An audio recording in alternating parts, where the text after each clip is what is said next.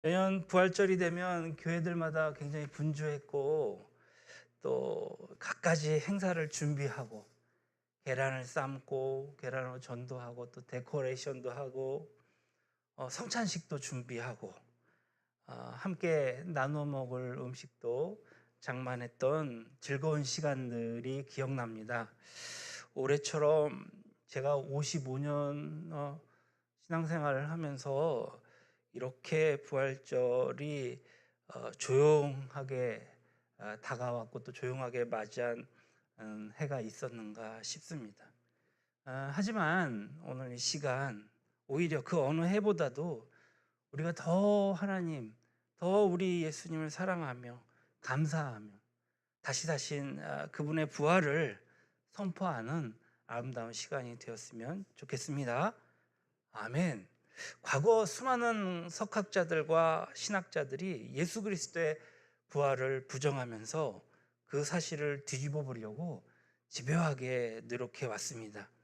이들의 도전이 너무나도 거센 데다 그들의 연구가 과학적이고 학문적인 틀 안에서 진행되었기 때문에 많은 교회들이 그들의 꼬임에 넘어가서 예수의 부활을 부정해 버렸던 것이죠. 결국 많은 신학교가 부활절은 단지 실존적으로만 해석해서 자유주의에 빠진 그런 경향을 보여왔었습니다. 그래서 한동안 기독교가 굉장한 위기를 겪었습니다. 감사하게도 하나님께서는 이 무서운 사탄의 권세의 능력을 짓밟으셨습니다. 오늘날 지구상에는 예수 부활을 선포하고 믿으며 감사하는 그런 거룩한 성도들이 구름대처럼 많이 일어난 것입니다. 그러나 오늘 코로나 전국에 벌써 2년이나 지속되고 있는 정말 사회적 거리두기로 인하여서 집합 금지가 되어지고 또 이번 주 중에 여러 가지 그 감염자가 더 늘어남으로 말미암아 우리가 부활을 축하하기에는 아직도 힘들지 않나 이렇게 생각이 듭니다. 그러나 오늘 하나님의 은혜는 지금도 우리에게 긍휼을 베푸시어서 비대면으로도 예배를 드리고 대면적으로도 예배를 드리고 우리와 함께 하심을 감사하는 여러분들 되시길 주님의 이름으로 축복합니다. 예수님의 부활을 부정하고 조작극이라고 고집하는 사람들의 이야기를 들으면 참담합니다. 머리 좋기로 유명한 소위 철저하게 과학적이라고 하는 사람들이 어떻게 그렇게 얼토당토하는 이야기들을 만들어내면서 조금도 부끄러워할지 모르는지 어처구니 없는 이들을 보며 참으로 답답하기에 그지없습니다. 한 가지 예를 들어본다면 악한 이들이 어떻게 예수님의 부활의 소식을 퍼뜨렸는지를 두고 다음과 같이 설명합니다. 약간 덕후예요. 덕후인데다가 히스테릭하면서 다혈질적인 성격의 이 막달라 마리아는 예수가 처형당하는 것을 보고 완전 절망에 빠져버립니다. 안식일에 다음 날의 시체라도 보고 싶어서 무덤으로 가봤습니다. 가봤지만 예수가 묻힌 곳을 아무리 찾아봐도 발견할 수 없었습니다. 날은 아직도 어두운데 며칠째 잠을 못 잔 이 여자는 정신이 오락가락 몽롱한 상태에서 한참을 헤매고 다니다가 어떤 무덤지기와 마주칩니다. 그래서 예수님의 무덤을 묻고 그가 가르쳐 준 대로 가봤지만 찾아보았지만 시체를 보지 못하였고 빈 무덤만 덩그러니 남아있는 것을 발견합니다. 결국 시체를 찾지 못한 이 마리아는 절망하고 집에 내려와서 혼자 곰곰이 생각을 합니다. 생각을 하다가 그래 예수가 부활한 것이 틀림없어 그렇게 확신에 사로잡혀 우기기 시작합니다. 이렇게 가벼운 정신착란 증세를 보인 마리아는 그만 자기도 모르게 예수가 살아났다 라고 말을 퍼뜨리기 시작했습니다. 그래서 예수가 부활했다라고 하는 기독교의 아주 기초가 되는 그러한 기독교 신앙이 생긴 것이다 이렇게 얘기하는 겁니다. 또 한 사람은 이렇게 썰을 풉니다. 여러분들 혹시 옛날 영화인데 지저스 크라이스트 슈퍼스타라는 영화를 본 적이 있으십니까?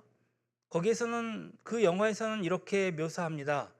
이스라엘의 꿈이요 소망이라고 믿었던 예수가 십자가에서 맥없이 처형당하자 처참하게 죽은 모습을 본 제자들은 집으로 각자 뿔뿔이 흩어져 돌아가 밤낮 없이 울기 시작합니다.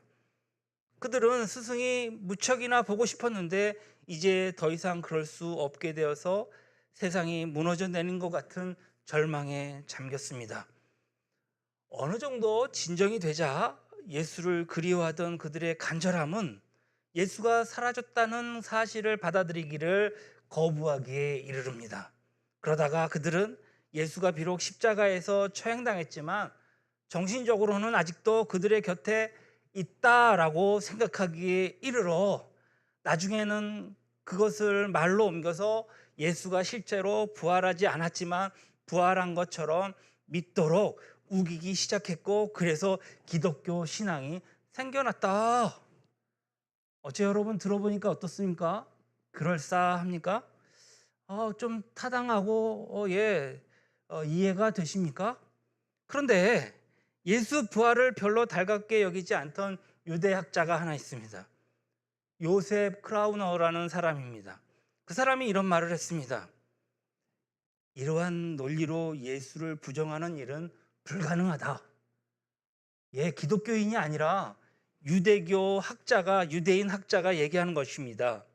어떻게 미친 여자가 정신착란으로 만들어낸 이 한마디에 넘어가서 어떻게 스승을 그리워하던 제자들이 착각을 일으켜서 예수가 살아난 것처럼 조작한 이야기에 2000년이 넘는 세월 동안 수백만, 수천만, 수억의 사람들이 예수가 부활했음을 믿을 수 있었겠는가? 어떻게 지나간 정말 정신 나간 사람의 소문에 뿌리를 두고 기독교가 태동하였고 종교로 인정받을 수 있었겠는가? 그러므로 예수 그리스도의 부활을 부정하면서 만들어낸 이야기는 예수가 부활했다는 이야기보다 더 믿을 수 없다라고 그는 그렇게 말했습니다. 아마 이 이야기를 지금 듣고 있는 여러분도 어떻게 생각하고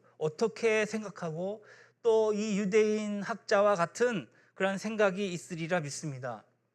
더욱이 예수님의 12제자는 주 70년경에 사도 요한을 빼놓고는 다 세상을 떠났습니다. 그들은 한결같이 비참하게 순교했습니다. 마르티스했습니다. 어떤 사람은 십자가에 못 박혀 죽고, 어떤 사람은 짐승에게 찢겨 죽고, 어떤 사람은 화형을 당해 죽었습니다. 그들의 죽은 이유는 한결같았습니다. 예수님이 십자가에 못 박히셨다, 사흘 만에 부활하셨다는 사실을 전했기 때문입니다. 그러면 정신이 혼미할 때에 예수님이 부활했다고 착각했기 때문에 그들이 목숨을 걸었다고 말할 수 있습니까? 누가 그런 거짓말, 그런 착각 때문에 자기의 생명을 걸겠습니까? 예수님의 부활은 기독교의 핵심이 되는 진리입니다. 부활이 거짓이면 기독교도 거짓입니다. 부활이 진실하면 기독교의 진리도 진실합니다. 부활이 사실이기에 우리의 믿음이 약속 있는 것이며 복된 것입니다. 만약 부활이 거짓이라면 우리의 믿음도 헛것이요, 세상에 예수 믿는 사람만큼 불쌍한 사람도 없을 것입니다. 그러므로 신앙생활을 똑바로 하려면 오늘 예수가 부활하셨다는 사실만큼은 굳게 믿어야 합니다. 또 이 부활을 믿음으로 하나님이 주시는 놀라운 복을 이 땅에서 누리며 사는 사람이 되어야 할 줄로 믿습니다. 부활을 흔들림 없이 믿으려면 세 가지 요건이 필요합니다. 첫째로 빈 무덤이 있어야 합니다. 무덤이 비어 있다는 것을 확인해야만 예수님이 부활했다고 확신할 수 있습니다. 둘째로 살아계신, 살아나신 예수님을 직접 본 이들이 있어야 합니다. 예수님이 살아났다면 분명히 볼 수 있었을 것입니다. 셋째로 죽은 자가 살아났기 때문에 오늘 슬픔이, 기쁨으로 변하는 체험을 해야 합니다. 그리하면 예수님을 모르는 자들에게 그분이 부활하셨다 담대하게 외치면서 그들을 부활의 주님으로 인도할 수 있기 때문입니다. 이 세 가지 요건을 갖췄는지 우리는 살펴봐야 합니다. 먼저 빈 무덤을 보아야 합니다. 예수님을 장사하던 그날 유대인의 안식일 바로 전날이었습니다. 안식일을 더럽히지 않으려고 유별나게 유대인들은 안식일을 잘 지키지 않습니까? 아주 병적으로 지킵니다. 심지어 엘리베이터가 올라갈 때 주일날 안식일날 버튼도 누르지 않습니다. 안식일을 지키기 위해서. 그 정도로 안식일을 철저히 지킵니다. 안식일이 시작되기 때문에 빨리 시체를 내려서 장례를 치러야 했습니다. 왜냐하면 안식일에 겹치지 않도록. 예수님이 운명하신 시간은 오후 3시였는데 아리마대 요셉이 빌라도에게 가서 예수님을 장례할 수 있도록 허락받아 오기까지 한참의 시간이 지났습니다. 따라서 지금 굉장한 시간이 촉박한 상태입니다. 제대로 격식을 갖추어서 장례를 치를 수조차 없었을 것입니다. 더욱이 예수님의 시체가 얼마나 참혹했는지 충분히 우리는 짐작하고도 남습니다. 머리에는 가시관이 씌워져 있었고 손과 발은 못에 박혀서 찢겨져 있습니다. 옆구리에는 창에 찔려서 내장이 나와 있었을지도 모르겠습니다. 등은 수없이 맞은 매로 인하여서 살찜이 뜯겨져 나간 상태였습니다. 모든 면에서 일반적인 시체와는 달랐습니다. 피투성이 온몸을 닦아내고 유대 사람들이 장례하듯이 니고데모가 가지고 온 이 100근 정도의 향료를 수의 사이에 차곡차곡 쌓아놓고 시체를 감으려면 상당한 시간이 필요했을 것입니다. 그런데 지금 해가 지고 있기 때문에 그들은 다 할 일이 정상적으로 정식적으로 하지 못했습니다. 대충 수의를 감아서 무덤에 넣었을 것입니다. 예수님의 시신을 그렇게 대충 싸서 무덤에 넣은 것을 본 여인들 중에 너무나도 마음이 아파서 이제 잠을 잘 수가 없는 사람들이 있었을 것입니다. 비록 시신이지만 정성껏 모시지 못한 것에 대해서 이제 마음이 안타까웠을 것입니다. 그래서 피도 제대로 닦지 못하고 수의도 제대로 입히지 못한 채 급하게 무덤에 넣은 모습을 보면서 아마도 그렇게 생각했을 것입니다. 안식일이 지나면, 우리로 얘기하면 토요일이 지나면 주일이 되면 향품을 가지고 다시 수습해야겠다.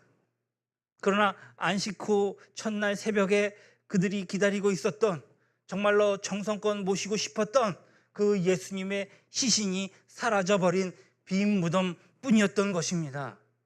무덤에는 아무것도 없었습니다. 그리고 두 번째, 그들은 결국 예수님을 만나게 되는데요. 안식일 바로 다음 날 향품을 준비해서 무덤을 찾은 여인을 향해 누군가가 부릅니다. 마리아야, 마리아야 하고 부릅니다. 그런 음성을 듣고서야 그녀는 예수님이 다시 살아나서 옆에 계신 것을 눈치챘습니다. 그때 마리아는 어떻게 반응했을 것 같습니까? 예수님 안녕하세요, 이렇게 우아하게 이렇게 얘기했겠습니까? 아무리 성격이 냉정하고 이성적인 여자라 할지라도 그만큼 그 순간만큼은 틀림없이 용수철처럼 튀어오르듯이 뒤로 자빠져 버렸을 것입니다. 그리고 막 혼절에까지 이르렀을 것입니다. 처음에는 귀신인 줄 알고 도망갔을지도 모르겠습니다. 하지만 이내 주님을 확인하고 그런 후에 주여 매달리듯이 얼마나 반가웠겠습니까? 죽은 자가 살아났으니 말입니다. 그래서 와락 달라들어 안으려고 했기 때문에 오늘 본문의 말씀에 보면은 예수님은 나를 붙들지 말라 이렇게 말씀하신 것으로 보입니다. 붙들지 말라 하는 것은 매달리지 말라라는 말씀이겠죠. 주님께서 나를 붙들지 말라, 내가 아직 아버지께로 올라가지 아니하였노라 말씀하시자 마리아는 달려들다가 멈췄을 것입니다. 그러나 기쁘고 눈물이 가득한 얼굴, 정말 웃다가 울다가 하며 어찌할 바를 모르는 이 마리아, 예수님이 살아나셨고 마리아는 지금 다시 예수님을 보고 있는 것입니다. 예수님이 붙들지 말라고 하신 말씀은 굉장히 해석하기가 어렵습니다. 조금 지나서 다른 여자들이 예수님의 발을 붙잡고 경배했기 때문입니다. 어떤 사람은 붙잡아도 내버려 두고 어떤 사람은 붙잡지 말라고 하셨으니 참 이해하기 어렵고 해석하기 어렵습니다. 예수님이 하나님 앞에 아직 가지 않았다 하신 말씀도 참 어려운 말씀인 것 마찬가지입니다. 오늘 17절에 보니까 예수께서 이르시되 나를 붙들지 마라, 내가 아직 아버지께로 돌아가지 아니하였느라. 이 말씀을 이해할 수 없어서 덮어둬야 할 진리일지도 모르겠습니다. 만약에 길을 쓰고 여기에 대해서 해답을 꼭 얻으려고 한다면 자칫 이단이 될 수 있기 때문입니다. 하나님이 해석해 주시지 않으시고 알려주시지 아니했으면 그대로 덮어두는 것도 맞는 것입니다. 왜냐하면 그것을 억지로 꾸며내면 이단이 되기 때문입니다. 마리아는 분명 예수님을 보았습니다. 다른 여자들도 예수님을 보았습니다. 오늘 베드로를 비롯한 11 제자에게도 보이셨습니다. 500여 명의 거룩한 성도들이 예수님을 보았습니다. 끝까지 믿지 않던 친동생 야고보도 부활하신 예수님을 보았습니다. 주먹을 휘두르며 반대하고 오히려 믿는 자들을 핍박했던 사울도 다마스커스 도상에서 부활하신 예수님을 만났습니다. 어떤 제자, 그 도마는 예수님의 그 손을 만져보고 옆구리에 손을 넣어보았습니다. 어떤 제자들은 바닷가에서 예수님과 함께 식사도 하였습니다. 많은 제자들이 부활하신 예수님과 앉아서 40여일 동안이나 하나님의 나라에 관한 대화를 나누었습니다. 이들은 모두 한결같이 예수님을 보았습니다. 여러분, 지금도 예수님의 부활하심을 철저히 믿기 원하면 우리는 부활하신 예수님을 보아야 합니다. 하지만 보아야 한다는 말에 제대로 이해해야 합니다. 본다고 하면 우리 두 개의 이 눈으로의 이 시력을 이용해서 이렇게 보는 것만을 우리가 생각하지만 사실은 그렇게 생각하는 것은 아주 낮은 수준의 이야기입니다. 성경에서 본다는 차원은 아주 높은 표현이거든요. 예수님이 십자가에 못 박혀 돌아가시기 전에 사람들의 몸을 입고 계셨기 때문에 누구나 볼 수 있었습니다. 옆집 김 씨도 볼 수 있었고 앞집의 철수 엄마도 볼 수 있었고 심지어는 길에 누워있는 강아지도 예수님을 볼 수 있었을 것입니다. 이처럼 시력을 가진 사람은 누구나 예수님을 볼 수 있었습니다. 그러나 부활하신 예수님의 몸은 아무나 볼 수 있는 게 아니었습니다. 예수님이 자신을 나타내실 때에만 볼 수 있습니다. 예수님이 허락하시는 사람만 볼 수 있었습니다. 500명, 11 제자, 베드로, 야고보, 사울 등 예수님께서 눈을 열어 자신만 볼 수 있는 신령한 몸이었습니다. 그 몸을 볼 수 있는 시대에 우리가 살았다면 우리도 아마 볼 수 있었을지 모르겠습니다. 예수님은 부활하신 후에 승천하셨다 했습니다. 승천이 무엇입니까? 이제 제자들에게서 40일 동안 나타내신 모습으로도 나타내지 않으시라고 그렇게 선언하신 것입니다. 주님은 하나님 나라에 오르셔서 하나님 우편에 앉으셨기에 이제는 누구도 직접 눈으로 그분을 볼 수 없습니다. 언제까지 그렇게 한다 하셨습니까? 예수님이 재림하는 그날까지입니다. 그러므로 예수님의 승천 후에 예수님을 본다는 것은, 그러니까 주님을 보았다라고 막 자랑하면서 얘기하는 사람들 조금 의심스럽습니다. 다른 차원에서의 이야기인 것입니다. 꿈이나 환상에서 본 주님을 현실로 보는 것은 아주 위험한 발상의 이단 같은 소리입니다. 이런 것 말고 오늘 저와 여러분이 정말 부활하신 예수님을 본다는 말은 무슨 의미일까요? 그것은 바로 믿음으로 보는 것입니다. 믿는 것이 곧 보는 것입니다. 더 분명하게 믿는 것은 보는 것보다 더 정확하다라는 말입니다. 우리는 부활하신 예수님이 성령을 통해서 날마다 우리와 동행하시는 것을 믿습니다. 그래서 매일 아침에 일찍 일어나면 예수님과 함께 대화를 나누고 예수님 앞에 내 모든 계획을 아뢰며 또 예수님의 말씀을 펴놓고 그분의 음성을 듣습니다. 바로 이것이 부활하신 예수님을 만나고 보는 것임을 믿습니다. 영적으로 성령이 우리를 그렇게 만들고 계십니다. 그런 관계를 갖도록 성령이 지금도 우리와 함께 계시면서 역사하고 계신 것을 믿으시기 바랍니다. 그러므로 누가 예수님의 부활을 흔들리지 않고 믿을 수 있습니까? 누가 예수님을 흔들리지 않고 정말 슬럼프 겪지 않고 끝까지 부인하지 않고 배신하지 않고 믿습니까? 날마다 믿음의 눈을 가지고 살아계신 예수님을 보는 사람들입니다. 이와 같은 은혜가 있기를 주님의 이름으로 축원합니다. 세 번째로, 부활의 신앙을 믿는 자는 눈물이 기쁨으로 바뀌는 체험을 합니다. 무덤을 찾아간 마리아는 눈물 범벅이 되었지만 부활하신 예수님을 만나는 순간 그 눈물이 기쁨이 되고 춤이 되지 않았습니까? 베드로와 요한은 두려움이 변하여서 용기가 되는 경험을 얻었습니다. 도마는 의심이 변하여 믿음이 되는 경험을 했습니다. 누구든지 예수 그리스도를 믿으면 이런 변화의 체험을 하는 줄로 믿습니다. 내가 기쁠 것이다, 나야 기뻐져라 기뻐져라, 이렇게 나를 스스로 체면하는 것이 아니라 진짜 주님을 만나면 기뻐지는 것입니다. 너무 두려워, 나는 용기를 내야지, 용감해야지 내 스스로 막 다구치고 결심하는 것이 아니라 주님을 믿으면 자연스럽게 정말로 우리 안에 두려움이 사라지는 줄로 믿습니다.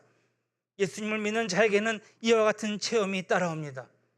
여러분, 베드로전서 1장 8절에 이런 말씀이 있습니다. 예수를 너희가 보지 못하였으나 사랑하는도다. 이제도 보지 못하니 믿고 말할 수 없는 영광스러운 즐거움으로 기뻐하니. 예수 그리스도가 부활하셨음을 믿음으로 고백하고 부활하신 주님을 날마다 믿음의 눈으로 보면서 사는 사람들은 마음속에 기쁨이 늘 솟구칩니다. 생명의 환희가 넘치는 것입니다. 예수님은 다시 살아나심으로 우리를 구원하신 것을 믿습니다. 예수님은 죄와 사망을 이기시고 부활하심으로 하늘과 땅의 모든 권세를 가지신 만물의 왕이요 만주의 주가 되셨습니다. 이 예수 그리스도께서 오늘 살아계십니다.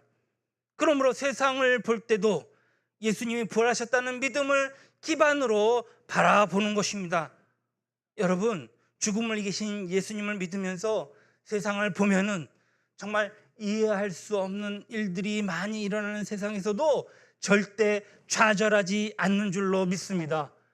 부활하신 예수 그리스도가 세상의 모든 악과 모순과 더러운 것을 심판하실 날이 온다는 것을 분명히 우리는 알기 때문에 그렇습니다. 예수님의 부활하셨다는 이 믿음을 가지고 자신의 문제를 항상 살피시길 바랍니다. 영육간에 나는 괴로움을 떨치지 못해 염려하고 계십니까?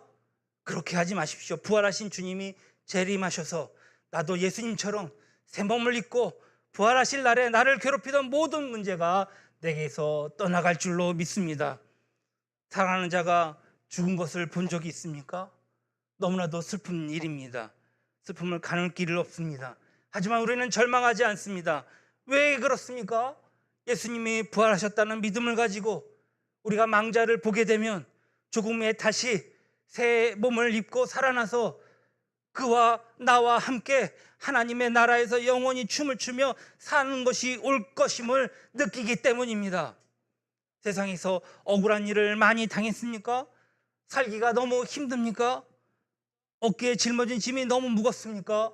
오늘 죽음을 이기시고 부활하신 예수님을 보시는 여러분들 되시기 바랍니다. 예수님을 통해서 나의 무거운 짐을 보면 그것들이 다 물러가고 예수 그리스도 안에서 영원히 그분과 기뻐하는 날, 영광의 그날이 온다는 것을 여러분들 금방 알 수 있게 될 것입니다. 그러므로 모든 문제를 예수님의 부활을 통해서 보고 예수님의 부활을 가지고 해석하고 예수님의 부활을 가지고 해답 얻기를 주님의 이름으로 축원합니다. 이것이 우리 기독교의 신앙입니다. 진리입니다. 이와 같은 복이 저와 여러분에게 함께 하시기를 우리 구주 예수 그리스도의 이름으로 축원합니다. 할렐루야. 기도합시다. 주님, 부활하셨습니다. 주님, 감사합니다. 우리를 대신하여 십자가 달려 죽으시고